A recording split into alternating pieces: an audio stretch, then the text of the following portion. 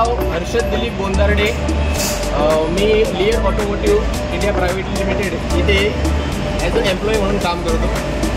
आम्ही नाशिकवरून खास मोदी होंडा इथे कार घेण्यासाठी आलो, कारण की नाशिकपेक्षा आम्हाला चांगली सर्व्हिस आणि चांगली ऑफर इथे आम्हाला मिळाली।